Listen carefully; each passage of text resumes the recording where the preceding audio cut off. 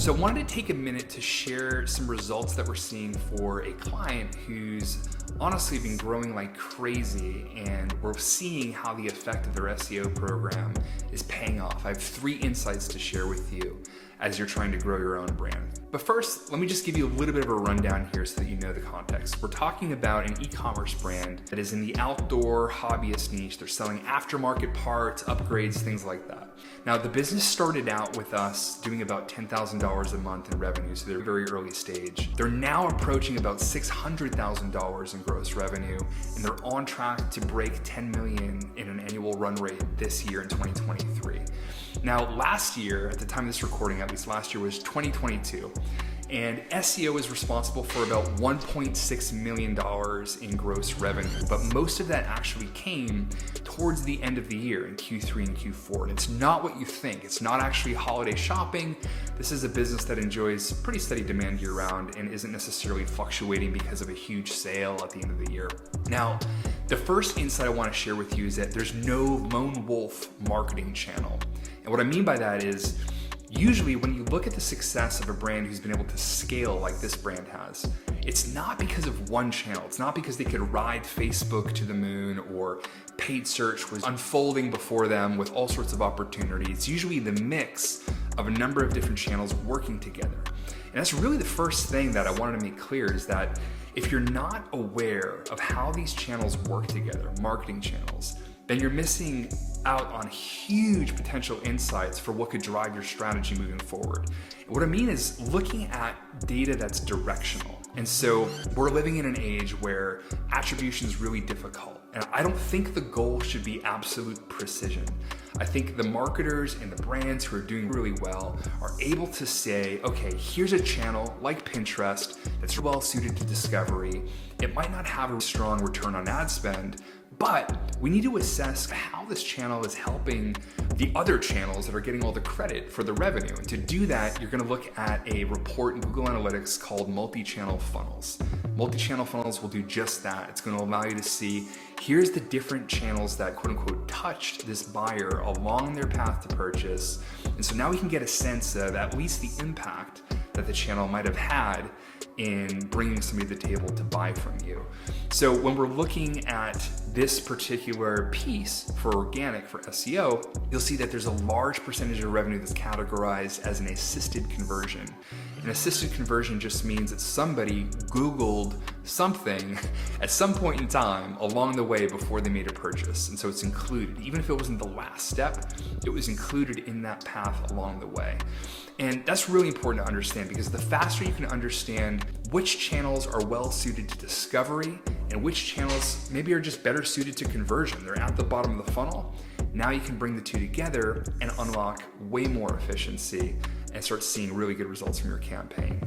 The second insight here is that branded traffic is actually a part of this equation, but it's not where this client is seeing the most growth.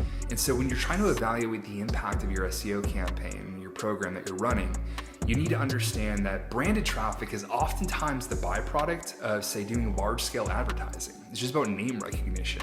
Maybe you have something going on like Hulu, or you have some large-scale advertising that you're doing that's just getting the brand out into the world and people are Googling you later. That's really great, and that's a great sign of brand health and strength, but doesn't necessarily reflect the outcomes that you want to expect from SEO. So we look a lot at the non-branded traffic that is starting to bring new people to the site. And non-branded would just be anything without the brand name in it, right? So they're searching for a particular product or a question or something else like that.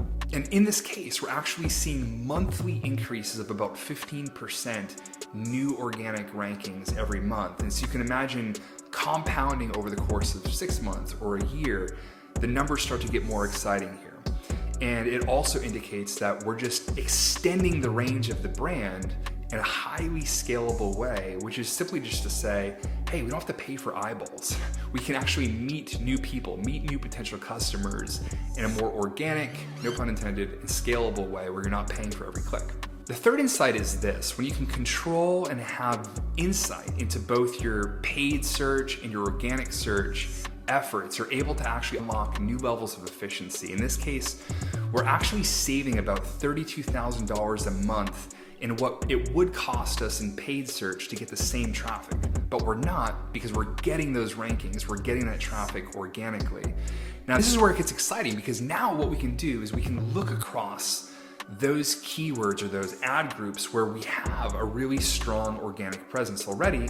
Now we can back off some of the bids, we can get less aggressive, or we can just decide, actually, these are really strategically important to the business, so we're gonna double and triple down, and we're gonna force out competition by crowding the search results with both organic and paid listings.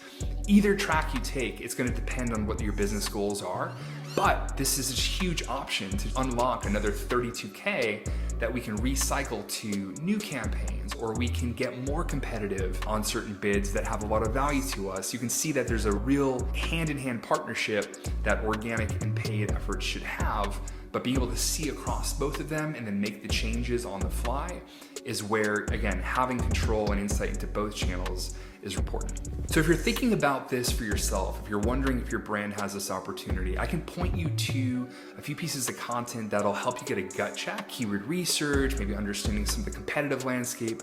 But honestly, come to our team. We'd love to run this report for you, give you a sense of what opportunity is out there for your niche, for your brand, and even start to quantify some of the revenue impact that this could have if you were to pursue a similar program for your business. So we'll definitely be doing a follow-up video on this when we see more of 2023 play out, but the results are really exciting to see for this client. We're happy for them, we're happy for our team that's been pulling this off, and we'd love to talk to you.